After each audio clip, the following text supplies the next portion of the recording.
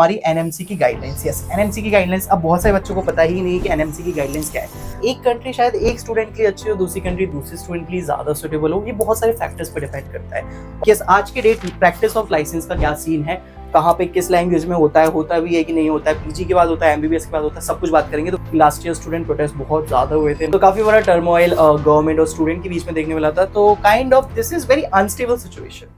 Hello everybody, so finally we are going to talk about कि किस तरीके से आपको आपकी कंट्री चूज करनी है। देखो, हमें बहुत सारे डीएम्स आते हैं कि हमें कैसे पता चलेगा कि कौन सी कंट्री हमारे लिए बेस्ट है।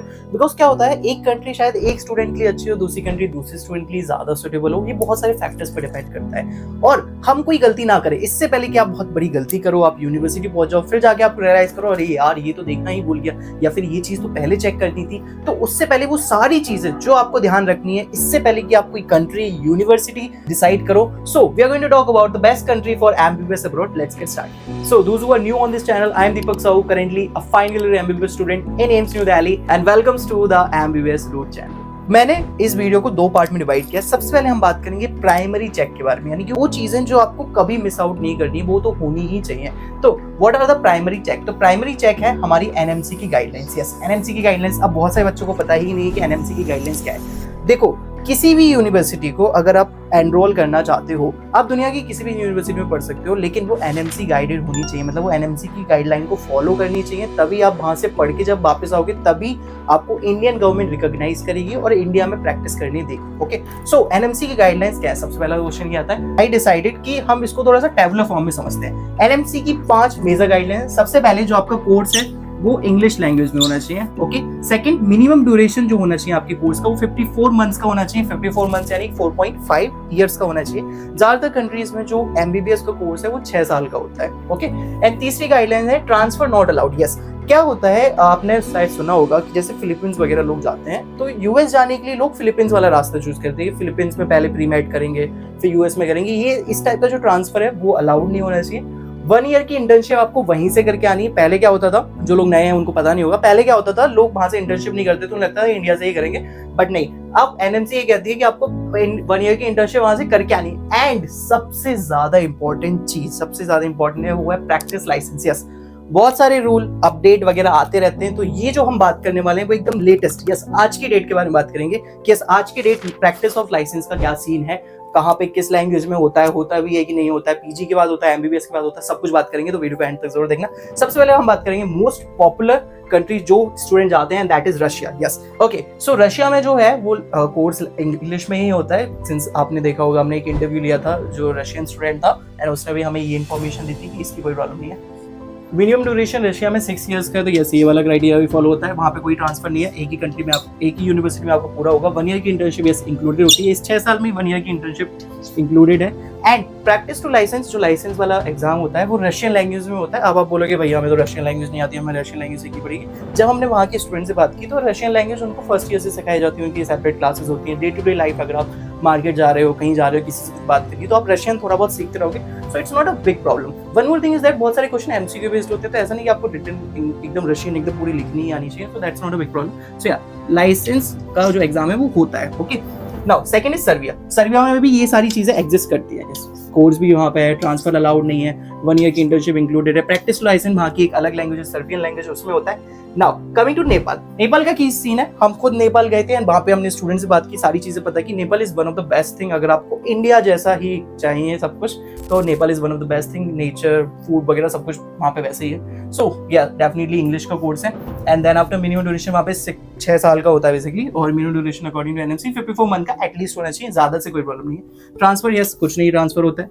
1 ईयर की इंटर्नशिप वहाँ पे की जाती है, हमने एक इंटर्नशिप वाले स्टूडेंट से बात भी की थी। एंड देन आफ्टर इंटरेस्टिंग चीज, देखो रशिया में जो एग्जाम है लाइसेंस वाला वो रशियन में होता है, सर्बिया में जो एग्जाम होता है वो सर्बियन में होता है। नाउ नेपाल में क्या होता है, नेपाल में यस ये एक नई गाइडेंस आई है कि यहाँ पे इंग्लिश में एग्जाम होता है। Yes, this is the only abroad country जहां प्रैक्टिस टू लाइसेंस इंग्लिश में स्टार्ट हुआ है। यस, ये लास्ट ईयर ये चीज अपडेट हुई है। 2-3 साल पहले ये नहीं था, 2-3 साल पहले वहाँ की लोकल लैंग्वेज में एग्जाम होता था, लेकिन अब ये हो गया है कि इंग्लिश में अब एग्जाम होने लगा है नेपाल में। Okay, now coming to Georgia. Georgia हमने बहुत सारे स्टूडेंट से बात की है, सो ये सारे क्राइटेरिया एग्जिस्ट करते, कोई टेंशन नहीं है। ओके यहाँ पे जो है वो बेसिकली जॉर्जिया की एक अलग लैंग्वेज है। जॉर्जिया में बेसिकली रशियन भी चलती है और एक और एग्जाम भी होता है। एंड पहले ये होता था कि जॉर्जिया में क्या होता था, पहले पीजी के बाद एग्जाम होता था, लेकिन अब एमबीबीएस के बाद भी होने लगा है। सो यार एक नया अपडेट है जॉर्जिया के केस में। अगर मैं आपको बोलूँ ना, ये जो तीनों कंट्री है, Kazakhstan, Kyrgyzstan, Uzbekistan and Tajikistan, इनमें जो बात की इनकी काफी अपनी लोकल लैंग्वेज है। इस वाली सेक्शन में कोई प्रॉब्लम नहीं है, कोर्स लैंग्वेज इंग्लिश में ही है इन सब में। ओके सो सिंस इन सब में कोई प्रॉब्लम नहीं है, अगर हम प्रैक्टिस लाइसेंस बोले तो इन सब की एक अपनी लोकल लैंग्वेज है, उसी में बेसिकली एग्जाम होता है। एंड या इनकी जो इनमें से कुछ कुछ जैसे कजाकिस्तान में रशियन में भी होता है, कजाक एक अलग लैंग्वेज है उसमें भी होता है। सो या थोड़े से बहुत ऑप्शंस हैं। And the thing is that अगर आपको थोड़ा एक नई लैंग्वेज तो सीखनी पड़ेगी। अगर आप नेपाल जाते हो तो Nepal is the only country जहां आपको इंग्लिश में लाइसेंस का एग्जाम देने मिलेगा, बाकी सब में आपको उनकी लोकल लैंग्वेज ही देनी पड़ेगी। सो आप इस फैक्टर को कंसीडर कर सकते हो। मुझे नहीं लगता है कि नई लैंग्वेज सीखना कोई बुरी बात है, आप डेफिनेटली जा सकते हो, आप डेफिनेटली सीख सकते हो, कोई टेंशन की बात नहीं। ओके सो हम इन सबको भी टिक करेंगे कि यस आप ये कंट्रीज भी चूज कर सकते हो। Now coming to some more countries, जो बेसिकली अगर हम बात करें चाइना की, तो चाइना में एक्चुअली जो लैंग्वेज चलती है उनकी मैंडरिन जो भी है, सो वो काफी टफ हो जाती है। तो चाइना में भी बहुत सारे लोग एमबीबीएस करते हैं, ऐसा नहीं कि नहीं करते, काफी लोग करते हैं। बट वहाँ पे इंग्लिश में कोर्स है, डेफिनेटली इंग्लिश में कोर्स है। एंड यूनिवर्सिटी वो एग्जिस्ट करते हैं, ट्रांसफर अलाउ नहीं करते हैं। ओके एंड 1 ईयर की इंटर्नशिप भी वो देते हैं। बट आई वुड से कि मैं इसको इसलिए प्रैक्टिस लाइसेंस जो है वो चाइनीज लैंग्वेज में होता है, वो थोड़ी सी टफ है। इट्स रियली टफ टू सी। अगर आप कर सकते हो, मैं ये नहीं बोला कि आप सीख नहीं सकते वहाँ की लैंग्वेज, अगर आप सीखना चाहो तो कर सकते हो, but that's the least option. Another thing, अगर हम यूक्रेन की बात करें, यूक्रेन में भी सारी कंडीशन फॉलो होती है, एनएमसी गाइडलाइंस पूरी फॉलो होती है।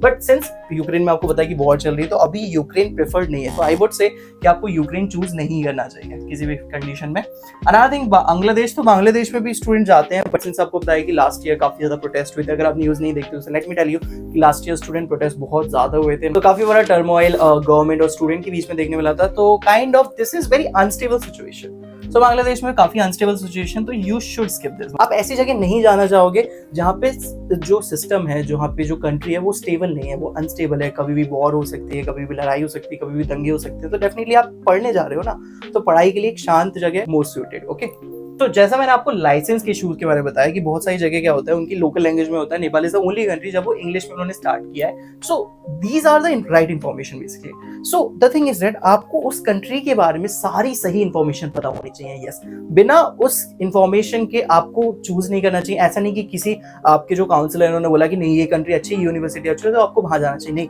आपको सबके बारे में पता होना चाहिए। और मैं तो ये कहूंगा आपको हर कंट्री के प्रोज एंड कॉन्स पता होने चाहिए। ऐसा नहीं कि लोग रशिया जा रहे हैं तो आप सोच लो Russia is the only country. नहीं, आपको ये भी पता होना चाहिए कि वहां पे फायदे क्या है, वहां पे नुकसान क्या है। सो इसलिए right to information is very important. So that is why अगर आपको किसी भी कंट्री, किसी भी यूनिवर्सिटी के बारे में कोई भी जानकारी चाहिए, सो हमने कमेंट सेक्शन और डिस्क्रिप्शन में जो फॉर्म दिया है आप उसे फिल करें एंड हम आपको काउंसलर से 1-to-1 फ्री काउंसलिंग कराएंगे। एंड आपको जिस भी कंट्री में जाना होगा, आपको जो भी इन्फॉर्मेशन चाहिए, we will provide you at the best. मतलब हमारा ये है कि देखो हम किसी भी कंट्री को सपोर्ट नहीं करते। द थिंग इज दैट हम सारे सबको इक्वली देखते हैं। सो अगर आपको जानना है, हम आपको कंप्लीट इन्फॉर्मेशन देंगे कि क्या अच्छा है, क्या बुराई है, यहाँ पे खाना बैज है नहीं है, यहाँ पे क्या प्रॉब्लम है, लिविंग कंडीशंस कैसी है, सिक्योरिटी, सेफ्टी, ये सारी चीजें भी बहुत ज्यादा मैटर करती हैं। सो हमारा ये है कि हम आपको एकदम राइट इन्फॉर्मेशन दें। फिर जो फाइनल डिसीजन होगा कि नहीं आपको ये चूज करना है, वो आपका डिसीजन है, हम उसमें इंटरफेयर नहीं करते। सो दैट इज वाई अगर आप में से कोई भी एमबीबीएस अब्रॉड कंसीडर कर रहा है, कोई भी इन्फॉर्मेशन चाहिए, काउंसलिंग चाहिए, so just fill the form in the comment section and हम आपको रीच आउट कर लेंगे। नाउ हमने सिंस प्राइमरी चेक्स के बारे में बात कर लिया, अब आती हैं ऐसी चीजें जो बहुत सारे स्टूडेंट इग्नोर कर देते हैं, लेकिन वो भी हमारी डे टू लाइफ में बहुत ज्यादा मैटर करती हैं, and that is secondary check. Secondary check में सबसे पहला होता है क्लिनिकल पोस्टिंग। यस, जैसे हम नेपाल गए थे, हमने वहां पे देखा था कि किस तरीके से क्लिनिकल पोस्टिंग होती है। स्टूडेंट हर एक डिपार्टमेंट में होते हैं, कहीं कहीं पे ऐसा नहीं होगा। तो वो कैसे पता चलेगा? ये आपको पता चलेगा वहां के स्टूडेंट से बात कर सकते हो, काउंसलर से बात कर सकते हो, या फिर आप उस यूनिवर्सिटी की ऑफिशियल वेबसाइट पे विजिट करके भी पता कर सकते हो कि वहां पे क्लिनिकल पोस्टिंग कैसी चलती है, वो अच्छी है, बुरी है। ठीक है। अनदर थिंग, पेशेंट लोड बहुत डिपेंड करता है पॉपुलेशन। ऐसे समझो, देखो एक कंट्री है जिसका पॉपुलेशन ही बहुत कम है, लाइक लिटरली बहुत कम पॉपुलेशन है, तो वहां पे लोग भी कम बीमार पड़ेंगे। जब लोग कम बीमार पड़ेंगे तो आपको कम एक्सपोजर मिलेगा, आपको कम सीखने का मौका मिलेगा। एंड इसलिए क्या होता है, जैसे इंडिया में काफी ज्यादा पॉपुलेशन है, काफी ज्यादा केसेस आते हैं, डिफरेंट डिसीजेस के काफी केस आते हैं, जिसमें एम्स दिल्ली में तो काफी सारे केसेस आते हैं, तो काफी कुछ सीखने मिलता है। सो आपको पॉपुलेशन वाला फैक्टर भी कंसिडर करना चाहिए। तो ये जो सारी इन्फॉर्मेशन, लाइक पॉपुलेशन कितनी, अगर आप हमारी वेबसाइट विजिट करोगे www.countryoftheworld.com। सो वहाँ पे हमने हर कंट्री का स्पेसिफिकली सारी इंफॉर्मेशन ऑलरेडी मेंशन की हुई है, ठीक है। तीसरी चीज जो है वो है लाइफस्टाइल एंड सेफ्टी। यस, वहाँ का रहने खाने का कैसा है, वहाँ के लोग कैसे हैं, वहाँ का कल्चर कैसा है, वो सारी चीजें बहुत मैटर करती है। बिकॉज आप मानो या ना मानो, जैसे लास्ट ईयर क्या हुआ था, एक लड़की का हमें ईमेल आया था, वो रशिया में थी, उसको वहाँ का कल्चर वो पता नहीं, उसको उतना अच्छा लगा नहीं था, like she was not able to fit, लेकिन बस वही उसने डिसीजन ले लिया था। सो ये सारी चीज़ें, छोटी छोटी चीज़ें बहुत मैटर करती हैं। कुछ कंट्री बहुत सेफ होती है, कुछ बहुत अनसेफ होती हैं। जैसे हमने जब उससे बात की थी, एक रशियन स्टूडेंट से बात की थी, तो जब उसने बताया था कि रशिया काफी सेफ, लाइक मतलब अगर हम बॉर्डर को छोड़ दें, आप बोलोगे रशिया यूक्रेन वॉर चल रहा है, तो वो पेरीफेरी में चल रहा है, सेंटर पे कोई उसका इफेक्ट नहीं है। सो बहुत सारे फैक्टर, ये सारे फैक्टर्स भी आपको कंसिडर करने चाहिए before choosing any country. Okay, now another thing is food. देखो, मैं प्योर वेज हूँ एंड बहुत सारे स्टूडेंट आप में से प्योर वेज होंगे। So other thing is that जैसे रशिया है, तो वहाँ पे थोड़ा सा वेज का थोड़ा सा इशू है, तो वहाँ पे नॉन वेज चीजें ज्यादा है, वेज के ऑप्शंस कम है, तो थोड़ा सा आपको स्ट्रगल हो सकता है। सो आपको ये सारी चीजें भी करना चाहिए। अगर आपको इंडिया जैसा खाना चाहिए, एकदम इंडिया जैसा, तो आई वुड से कि नेपाल का एकदम सेम खाना है। Okay, another thing is visa process. Yes, this is also, अब आप बोलोगे वीजा तो कभी बन जाता है, नहीं ऐसा नहीं है। वीजा में बहुत सारी एप्लीकेशंस होती हैं, काफी ज्यादा प्रोसेस होता है, टाइम लग सकता है। तो इससे पहले कि आपका डेट आ जाए, ज्वाइनिंग लेटर वगैरह आ जाए, तो आपको ये सारी चीजें पहले से प्लान करनी होगी कि यस क्या है। एंड ये सारी चीजें प्लान करने में हमारे काउंसलर आपकी हेल्प करेंगे। एंड आपको कैसे काउंसलर तक रीच आउट करना है, just fill the form in the comment section and the description and we will reach to you. Okay, another thing is weather. Yes, अगर आप सोचोगे वेदर से हमें क्या, नहीं, इट मैटर्स। अगर सपोज दैट किसी को कोल्ड पसंद ही नहीं है बिल्कुल, तो आप सोचोगे रशिया में तो -20 -30 डिग्री सेल्सियस तक चीजें जा रही है। सो वहाँ पे एक स्टूडेंट जिसको कोल्ड पसंद नहीं, उसकी फ्रिक्वेंटली उसको हाइपर सेंसिटिविटी है, सो क्या होगा, उसकी फ्रिक्वेंटली तबीयत खराब हो रही है। तो ऐसे में वो कैसे एमबीबीएस करेगा, वो कैसे पढ़ाई करेगा, कैसे अपनी क्लिनिकल पोस्टिंग करेगा, कैसे वो पेशेंट का ध्यान रख पाएगा जब वो खुद का ध्यान नहीं रख पा रहा। सो ये जो छोटी छोटी बातें होती है ना, वो काफी ज्यादा मैटर कर जाती है अगर आप इन चीजों का ध्यान ना रखें तो। सो आई गेस आपको समझ में आ गया होगा कि आपको किन चीजों का ध्यान रखना है इससे पहले कि आप कोई भी कंट्री चूज करें। एंड अगर आपको किसी भी कंट्री, किसी भी यूनिवर्सिटी के बारे में कोई भी इंफॉर्मेशन चाहिए, तो just fill out the form in the comment section and हम आपको रीच आउट कर लेंगे। सो यार, that's it for today's guys and thank you so much for watching this video. And हम आपसे मिलते हैं ऐसी और यूजफुल वीडियोस के साथ। सो सब्सक्राइब करना मत भूलना। MBBS route, good bye.